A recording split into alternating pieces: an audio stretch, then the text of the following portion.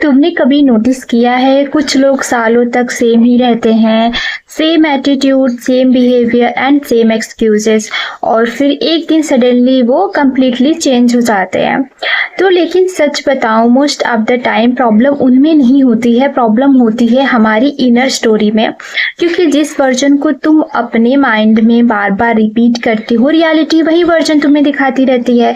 और आज की वीडियो में मैं तुम्हें एग्जैक्टली यही एक्सप्लेन करूंगी कि लोग चेंज क्यों नहीं होते हैं और वो एक चीज क्या है जो सब कुछ शिफ्ट कर देती है।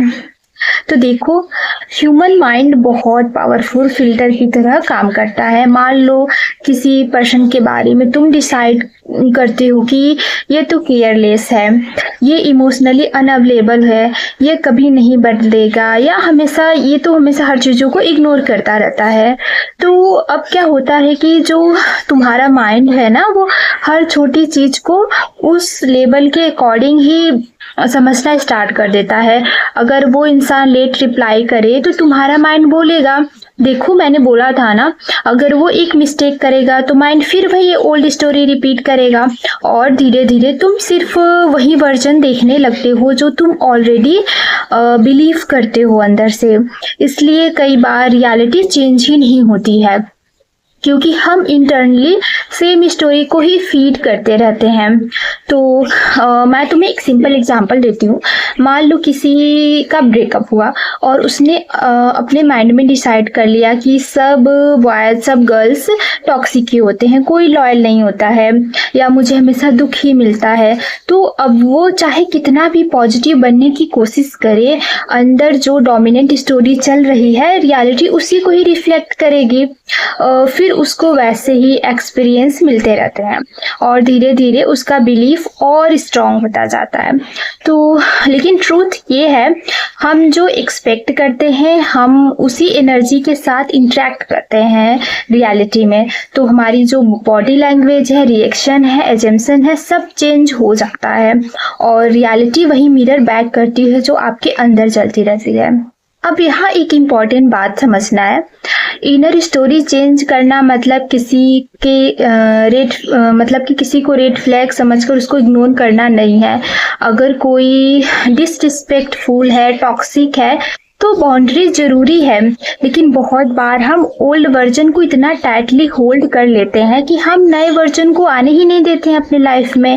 हम मेंटली रिहर्स करते रहते हैं कि ये कभी नहीं बदलेगा या हमेशा ऐसा ही रहेगा, और यूनिवर्स सिंपली वही एक्सपीरियंस कंटिन्यू कर देता है। लेकिन जिस मोमेंट पे तुम अंदर से बोलना स्टार्ट करते हो कि people can grow, change possible है, मे बी मैं एक नए वर्जन को एक्सपीरियंस कर सकती हूँ, उस मोमेंट एनर्जी शिफ्ट होना स्टार्ट हो जाती है। तो ऑनेस्टली मैंने भी ये चीज़ अपनी लाइफ में एक्सपीरियंस की है। पहले मैं भी लोगों को उनकी पास्ट मिस्टेक से डिफाइन करती थी।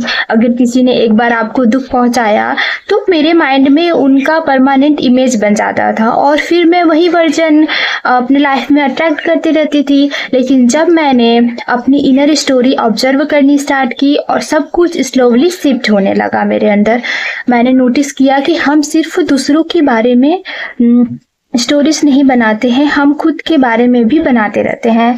जैसे कि मैं इनफ नहीं हूँ, मेरे साथ ही ऐसा होता है, मुझे जैसा प्यार चाहिए वैसा नहीं मिलता है, और फिर रियलिटी वही प्रूफ कर देती है आपके लाइफ में।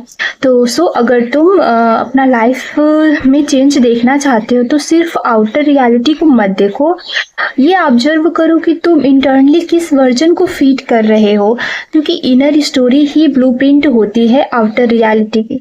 ओके, तो आज से एक काम करना है, जब भी तुम्हारा माइंड ओल्ड स्टोरी रिपीट करे, थोड़ा रुक जाओ और सॉफ्टली खुद से पूछना, क्या मैं इसी वर्जन को और फीड करना चाहती हूँ? अगर आंसर नो हो तो न्यू स्टोरी को अपने अंदर लाओ। Small shift, gentle shifts, forcefully नहीं करना है, क्योंकि ट्रांसफॉर्मेशन प्रेशर से नहीं, रिपीटिशन से ही होता है। रिमेंबर, लोग तब तक सेम लगते हैं जब तक तुम उन्हें सेम एनर्जी से देखते रहते हो। इनर स्टोरी चेंज होती है तो एक्सपीरियंस भी चेंज होना स्टार्ट हो जाता है। So the real question is not why people don't change, real question is मैं उनका कौन सा वर्जन अपने माइंड में लाइव रख रही हूँ।